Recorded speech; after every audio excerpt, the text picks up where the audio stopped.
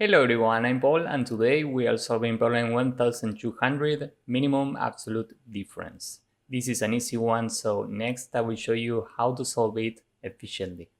We are given an array with integers and we need to find all pairs with the minimum absolute difference. And we need to return the result in this format. Pairs should be in ascending order with respect to pairs, and within each pair, number A has to be smaller than number B, and the difference of B and A equals to the minimum absolute difference. So if we are given this array, we need to return an array with every pair with the minimum absolute difference.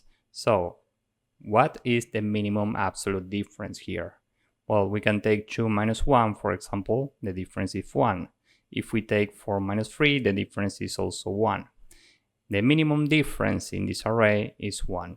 So we need to find every pair with the difference of 1, which is the minimum.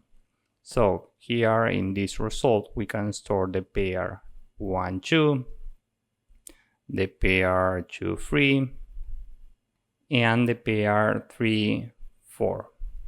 So finally, we need to return this array.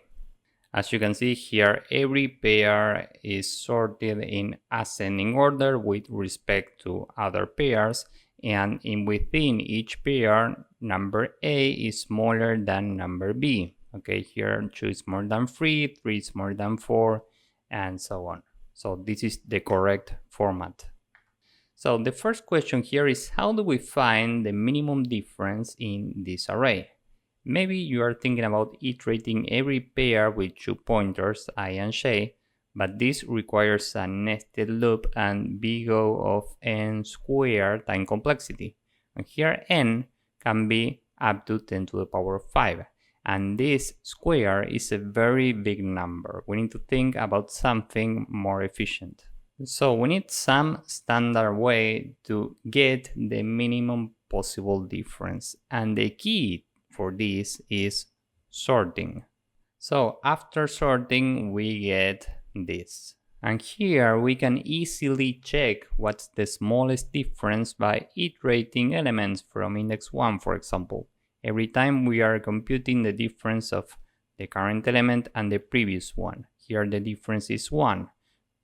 Next, the I pointer is here, the difference is also 1. Finally, the I pointer is here, the difference is also 1. So after sorting, it's very easy to find the minimum possible difference. Now, we also need to return the result in this format. And sorting makes this very easy because we can just iterate every index from index 1 and check what's the current difference. In this case, it's 1. And we will have a variable which we'll call minimum. This is initially infinity because we are looking for the minimum possible difference. So it's reasonable to start with a very big number. The current difference is 1. Given that this is more than the minimum, well, in this case, we can say that the result is an array which includes the current pair 1, 2, in the right order. First we have the 1, then we have the 2, and we can set the minimum difference to the current difference, which is 1. Now the I pointer is here. The current difference is given by 3 minus 2, meaning it's 1. And given that this is equal to the current minimum difference, well, here we can just add to our result the current pair. So whenever the difference is equal to the minimum, we just add the current pair. In this case, the pair with 2 and 3.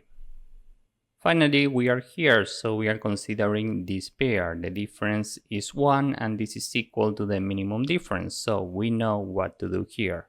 We need to add a pair with 3 and 4. Now let's say that next we have an 8, for example. In this case, the difference between these two elements is 4, and this is greater than the minimum, so we don't do anything here. We keep this result. So for this input, we can just return this result. Now, what if we get something like this? After sorting, we get this, and now we can do the same process. We start from index 1, so we are looking at this pair. The difference is 2, which is more than infinity, So the new minimum difference is 2, and now the result includes the pair 1, 3 in this order. Now the I-pointer is here. The current difference is 1, and 1 is smaller than the minimum, so the new minimum is 1. And regarding the result, here, given that we have a new minimum difference, we remove all of this and build a new array with the current pair, 3, 4. Why? Well, because this is a new minimum difference, so we need a new entire result. Now the I-pointer is here out of bounds, so we end the loop and return this result.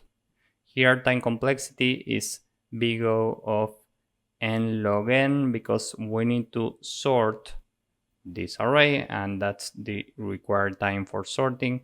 And space complexity is big O of n because that's the required space for sorting in Python, and we also need to build this result. So with this in mind, now let's go with the code. First, n is the length of the array. We need to sort this, so array.sort, and the result is initially an empty array.